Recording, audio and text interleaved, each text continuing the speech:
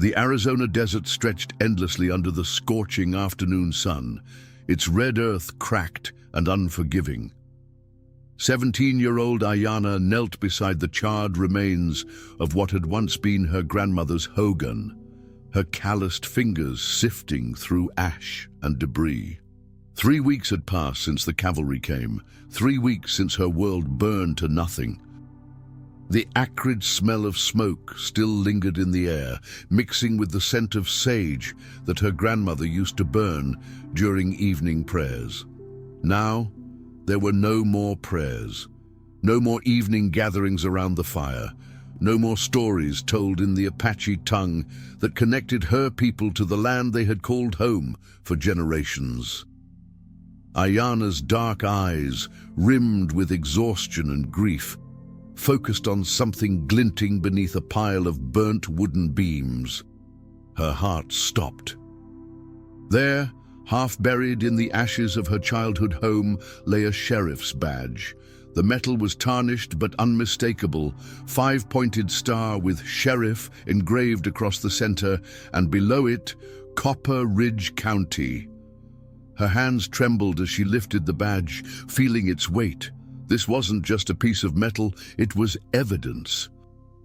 Proof of who had been here, who had given the orders, who had watched as her people were driven from their ancestral lands under the pretense of keeping the peace.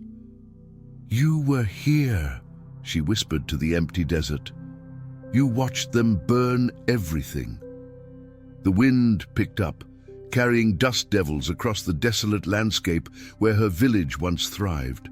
Ayanna clutched the badge to her chest, feeling the sharp edges press against her palm until they drew blood. The pain was nothing compared to the hollow ache in her chest where her family used to live in her heart.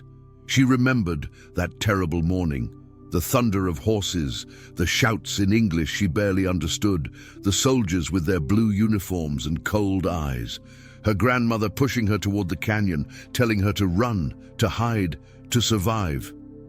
The old woman's last words echoed in her mind. "Live, child.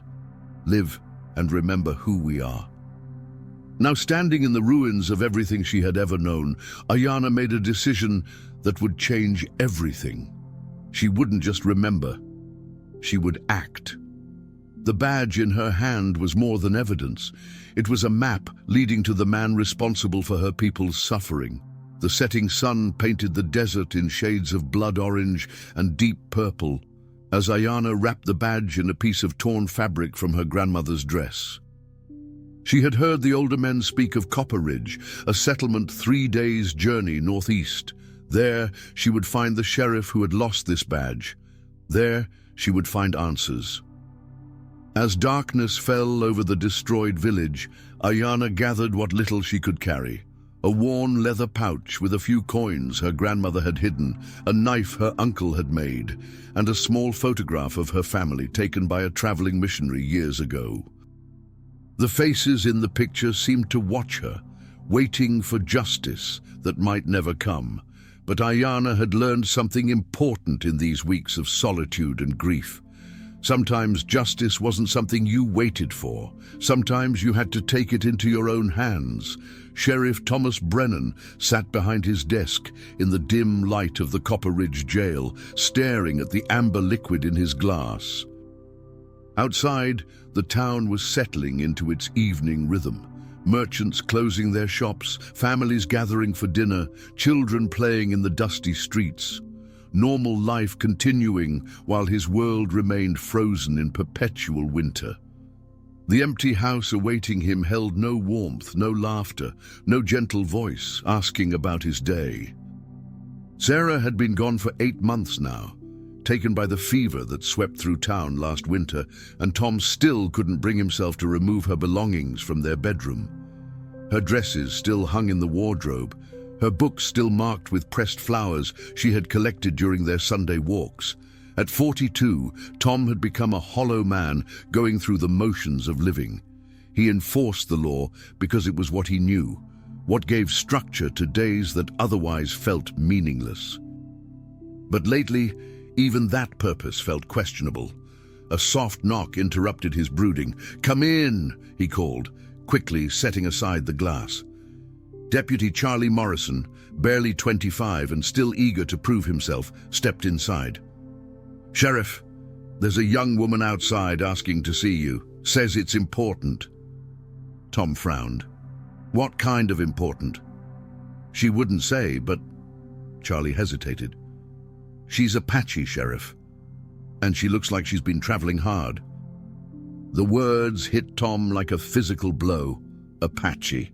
His hand instinctively moved to his vest, where his badge should have been. For 3 weeks, he had been searching for it, retracing his steps, checking every place he had been. The badge wasn't just a symbol of his authority, it had been his father's, and his grandfather's before that. 3 generations of Brennans had worn it while keeping the peace in this harsh land. "Send her in," Tom said, his voice rougher than intended. Charlie nodded and left, returning moments later with a young woman who moved with the silent grace of someone raised in the desert. She was small, but carried herself with a dignity that seemed to fill the room. Her long black hair was braided simply, and her clothes, a mixture of traditional Apache dress and practical travel wear, were dusty from the road. But it was her eyes that stopped Tom cold. Dark, intelligent, and filled with a pain he recognized all too well.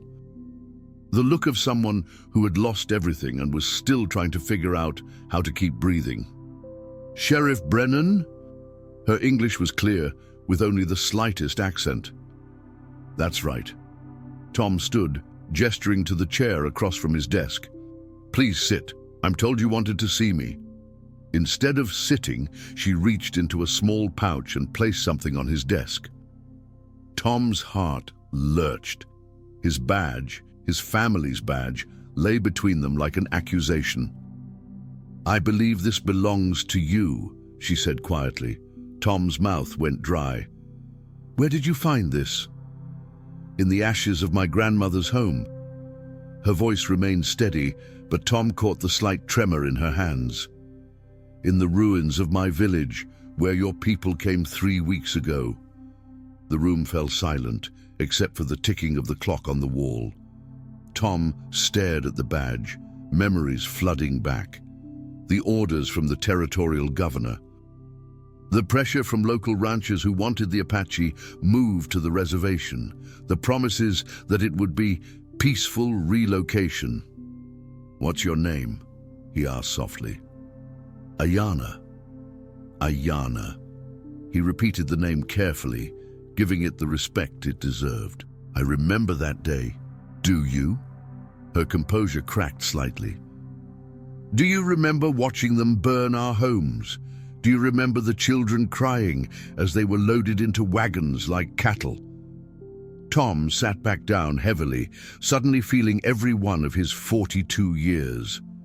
"I remember being told it was necessary, that it was legal, that it was for the greater good." He looked up at her.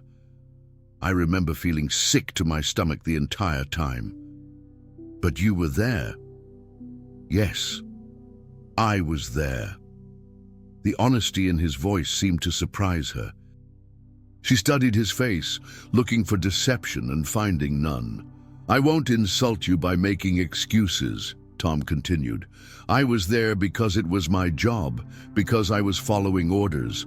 But that doesn't make it right, and it doesn't ease the weight I've carried since." Ayana finally sat down, her eyes never leaving his face. "My grandmother always said that a man's character is revealed not by the orders he follows, but by what he does when faced with the consequences of those orders." Tom picked up the badge, feeling its familiar weight. "What do you want from me, Ayana?" "Justice," she said simply. "The man who gave the orders, who planned it all. I want him to answer for what he did." "Colonel Marcus Whitmore," Tom said without hesitation. "He's the territorial administrator for Indian affairs. The orders came from him." "And where is this Colonel Whitmore now?" Tom was quiet for a long moment, then looked directly into her eyes. "That's what we need to find out." The morning sun cast long shadows across the main street of Copper Ridge as Tom and Ayana sat across from each other in the small cafe next to the jail. The townspeople stared openly at the unusual pair, the widowed sheriff sharing breakfast with an Apache girl, but Tom ignored their whispers and curious glances. "Whitmore isn't in Santa Fe anymore," Tom said, keeping his voice low. "Word is he was reassigned after some kind of scandal involving missing supplies meant for the reservations." Ayana took a small bite of her eggs, her appetite clearly affected by grief and purpose. "Where did he go?" "Tucson.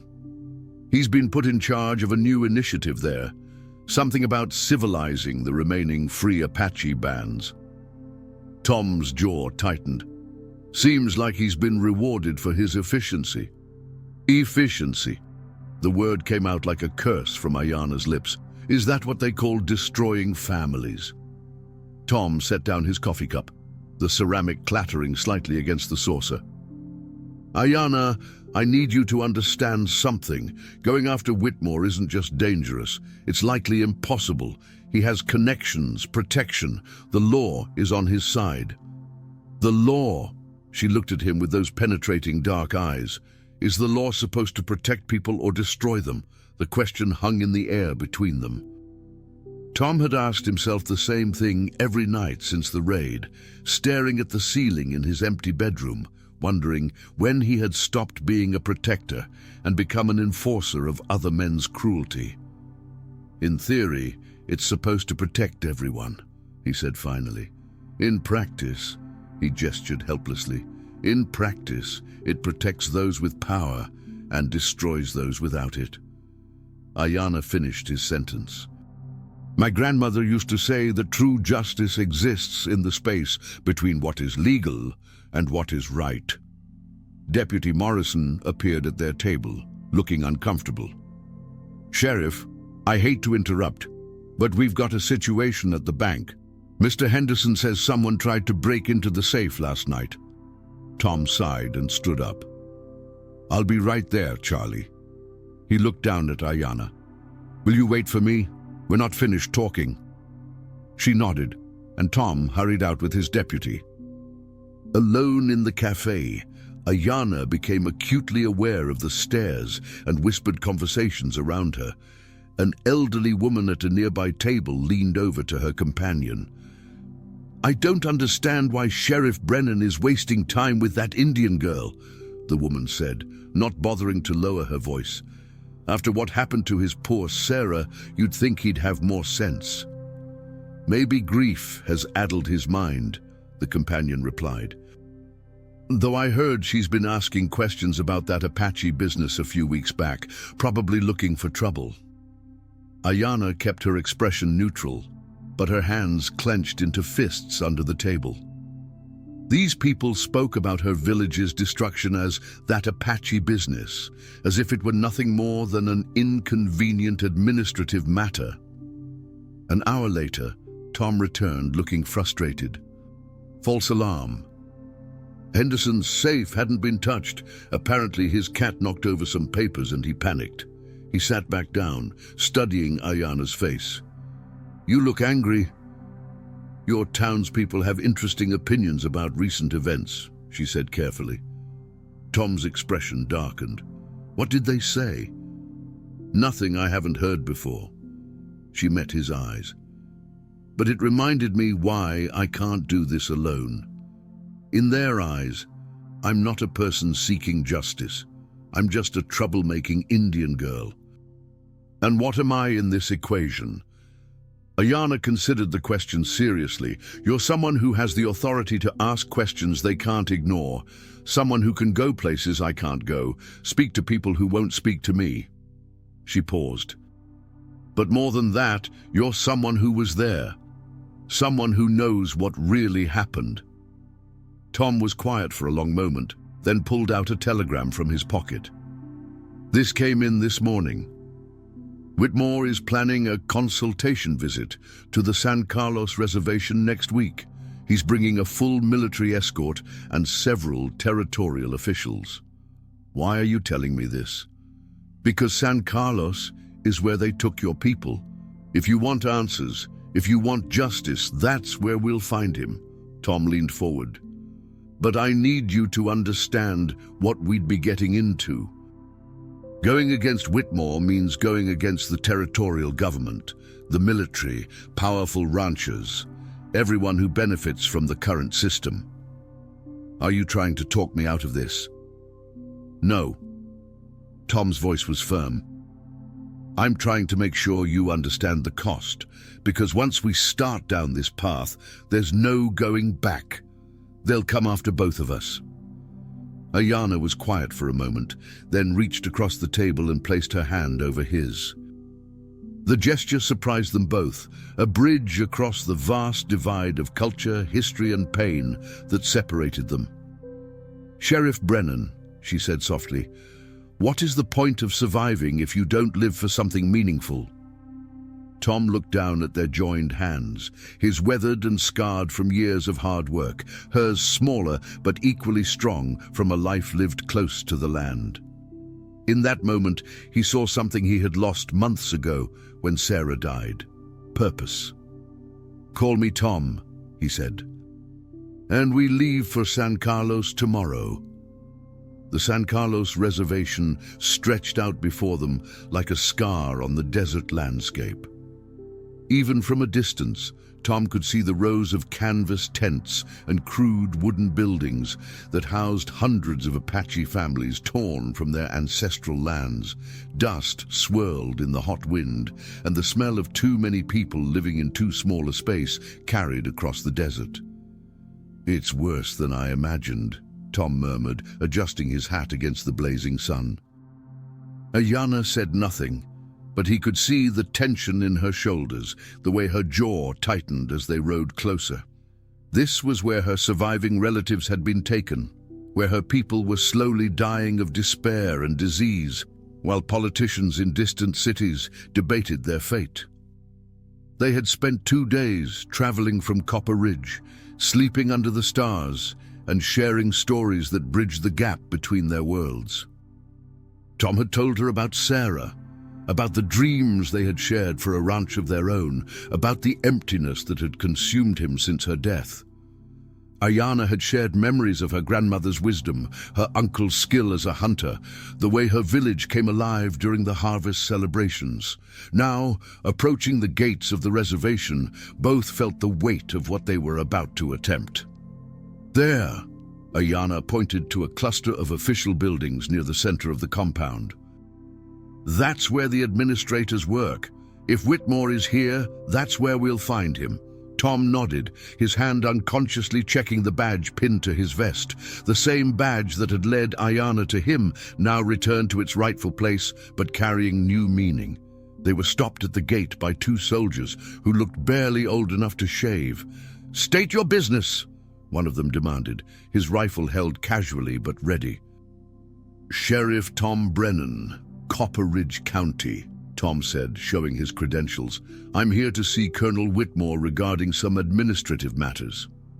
The soldier examined Tom's papers, then looked suspiciously at Ayanna. "What about her?" "She's my interpreter," Tom said smoothly. "Many of the Apache here don't speak much English, and I need accurate translations for my report." It was a reasonable enough explanation, and after a few minutes of bureaucratic grumbling, they were allowed inside. The reservation was even more depressing up close. Children with hollow eyes watching from tent flaps, elderly people sitting in whatever shade they could find, young men with the defeated posture of warriors with nothing left to fight for. Ayanna's steps faltered as they passed a group of women working over cooking fires. "Grandmother's sister," she whispered, pointing to an elderly woman whose face was lined with grief and hardship. "Do you want to speak with her?" Ayanna shook her head. "Not yet. After we're done with Whitmore." Her voice hardened. "I want to have something to tell her when we talk." The administrative building was a stark wooden structure that looked temporary but had clearly been standing for years. Inside, clerks shuffled papers while the real business of controlling people's lives went on behind closed doors. "Colonel Whitmore is in a meeting," a nervous-looking clerk informed them. "Perhaps you could come back tomorrow." Tom stepped closer to the desk, his presence suddenly intimidating. "This is official sheriff's business regarding territorial security. I think the colonel would want to hear what I have to say." After several minutes of hushed conversations and hurried footsteps, they were ushered into a spacious office where Colonel Marcus Whitmore sat behind an imposing desk. He was a man in his 50s, with graying hair and the kind of confidence that came from never having to face the consequences of his decisions. "Sheriff Brennan, isn't it?" Whitmore's voice was smooth, practiced. "I understand you have some concerns to discuss." "Yes, sir." Tom removed his hat, playing the role of the respectful local lawman. "It's about the Apache relocation that took place in my county a few weeks ago." Whitmore's eyes flicked to Ayanna, then back to Tom. "Ah, yes, that operation went very smoothly, I'm told. No casualties, minimal resistance, a model of efficient administration." "No casualties," Ayanna said quietly, speaking for the first time since entering the office. Whitmore looked at her with mild irritation. "I beg your pardon. She said no casualties," Tom repeated.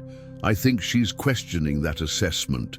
"Well, technically, there were no combat casualties," Whitmore said dismissively.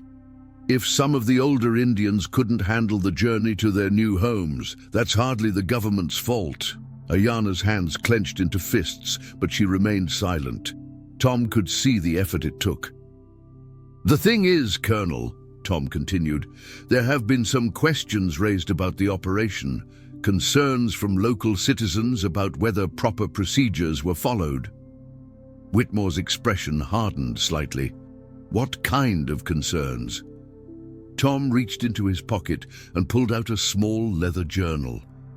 "Questions about compensation for destroyed property. Questions about whether the Apache were given adequate notice. Questions about missing livestock that seems to have ended up on certain ranches. Those are serious accusations, Sheriff. They're serious questions, Colonel. The kind that tend to attract attention from territorial officials, maybe even federal investigators." For the first time, Whitmore looked genuinely uncomfortable. "What exactly are you suggesting?" Tom leaned forward. "I'm suggesting that if certain irregularities came to light, it might be embarrassing for everyone involved. The kind of embarrassment that ends careers." Whitmore stared at Tom for a long moment, then smiled coldly. "Are you attempting to blackmail me, Sheriff?" "I'm attempting to find out what really happened to these people," Tom said, his voice steady. "And what's going to happen to make things right." The silence in the room stretched taut as a bowstring. Then Whitmore laughed, a sound devoid of humor. "You have no idea who you're dealing with, do you, Sheriff? I have the backing of the territorial governor, the military, and every important rancher in this territory. You're a small-town sheriff with delusions of importance." "Maybe," Tom said quietly, "but I'm a small-town sheriff with a very detailed memory of what happened that day. And so is she." Whitmore's eyes fixed on Ayanna with sudden understanding. "You were there." "I was there," she confirmed, her voice carrying the weight of witness. "I saw everything, I remember everything, and I'm not the only survivor." "Even if that were true," Whitmore said, trying to regain his composure, "who would believe the word of a savage against a decorated officer?" The word hit Ayanna like a physical blow, but instead of retreating, she stepped forward. "Perhaps they would believe this," she said, pulling out a small wrapped bundle. She unwrapped it carefully, revealing not just Tom's badge, but something else, a military button, torn from a uniform during the chaos of the raid. "This came from the coat of the soldier who set fire to our sacred lodge," she said. "The soldier who was following your orders." Whitmore's face went pale as he recognized the button, a distinctive piece from his own regiment. "And this," Ayanna continued, pulling out a small photograph, shows the exact location of our village. The village that was supposedly abandoned, according to your reports. But here you can see our ceremonial fire still burning, our children still playing, our elders still alive. Tom stared at the photograph, seeing for the first time the full scope of what had been destroyed. Not just buildings, but a living community. Not just property, but a way of life that had existed for generations. "Where did you get that photograph?" Whitmore demanded. "A missionary took it 2 days before your raid," Ayana said. "He was documenting what he called the peaceful coexistence of traditional Apache life with territorial expansion. Instead, he documented evidence of a war crime." The room fell silent again. Whitmore stared at the evidence spread across his desk, calculating odds and consequences. "What do you want?" he finally asked. Tom and Ayana exchanged glances. They had discussed this moment during their journey, but facing it now felt different, more real, more dangerous.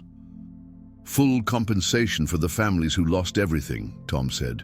"Medical care for the sick and elderly, adequate food and supplies for the reservation, and most importantly, an investigation into how this operation was conducted. And if I refuse, then copies of all this evidence go to the territorial capital, to Washington, and to every newspaper between here and New York," Tom said, along with a detailed account from the local sheriff, who was forced to participate in an illegal operation. Whitmore studied them both, his mind clearly working through options. Finally, he sat back in his chair. "You realize that even if I agree to some of these demands, it won't bring back the dead. It won't undo what happened." "No," Ayana said softly, "but it might prevent it from happening again. And sometimes that's what justice looks like. Not perfect restoration, but a promise that the future will be different." Tom looked at her with newfound respect. In that moment, he understood that this young woman possessed a wisdom that had taken him 42 years to begin to grasp. "I'll need time to consider this," Whitmore said finally. "You have until tomorrow morning," Tom replied. "After that, we start making copies." As they left the administrative building, the afternoon sun was beginning to set over the reservation. The evening cooking fires were being lit, and despite the harsh conditions, the sound of children's laughter could be heard echoing between the buildings. "Do you think he'll agree?" Ayana asked. Tom considered the question. "He'll agree to some of it. Maybe not everything we asked for, but enough to make a difference." They walked in comfortable silence toward the guest quarters where they would spend the night. Tomorrow would bring its own challenges, but tonight, for the first time in months, Tom felt like he was exactly where he was supposed to be. "Tom," Ayana said, as they reached the building where she would stay. "Yes?" "Thank you for believing me, for helping me, for being willing to risk everything for people you barely know." Tom tipped his hat. "Thank you for reminding me what it means to serve justice instead of just enforcing law." As he watched her disappear into the building, Tom realized that Sarah would have liked Ayana. His wife had always believed that people were put in each other's paths for a reason, that there were no coincidences when it came to matters of the heart and conscience. Standing under the vast desert sky, with the weight of his father's badge over his heart and the promise of tomorrow's challenges ahead, Sheriff Tom Brennan finally felt ready to live again.